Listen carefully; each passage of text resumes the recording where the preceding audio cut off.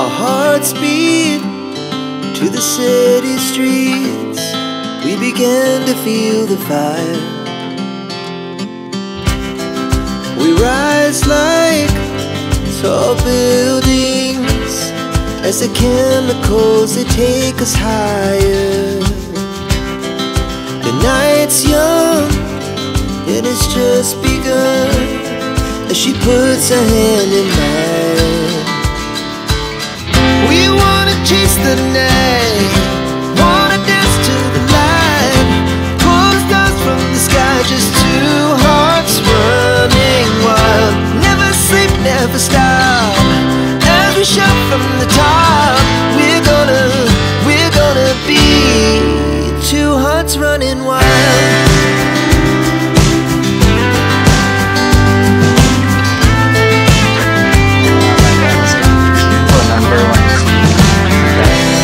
Now the morning is the afternoon. We lay awake in bed, laugh so loud as the hours pass. We're gonna do it all again. Good afternoon, everyone. Welcome sa ating I Care, I Share, I React. Of course, before ako mag-start, maraming salamat sa ating mga subscribers and followers sa ating Facebook profile. Meron na tayong 50,000 followers. At sa aking YouTube channel, meron na tayong 1.55,000 followers.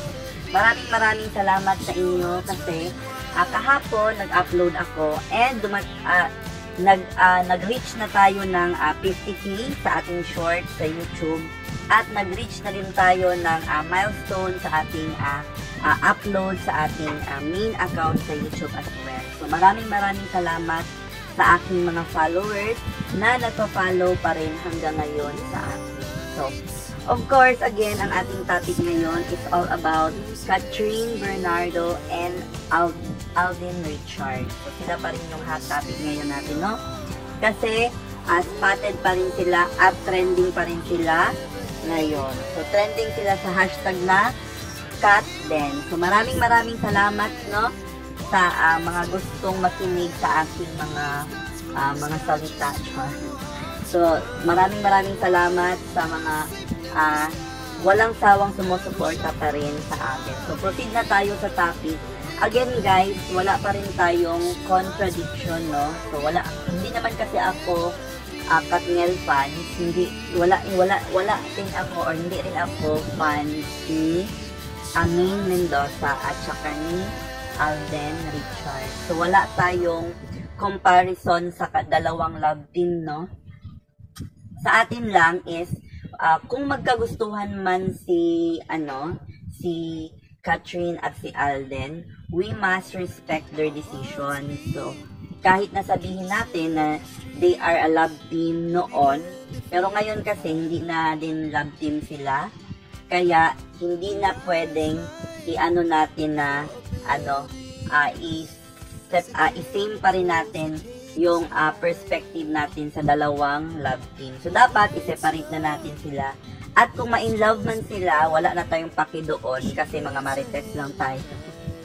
So, yun lang ang masasabi ko. Support lang tayo sa kanila kung magkagustuhan man silang dalawa. Kasi hot topic pa rin sila ngayon sa Twitter, which is X na ngayon.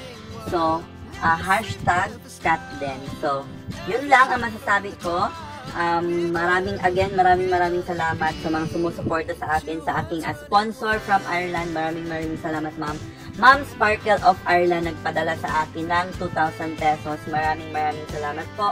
And of course, sa aking mga sugid na tagapakinig. So, yun lang ang masasabi ko. Again, this is I Care, I Share, I React.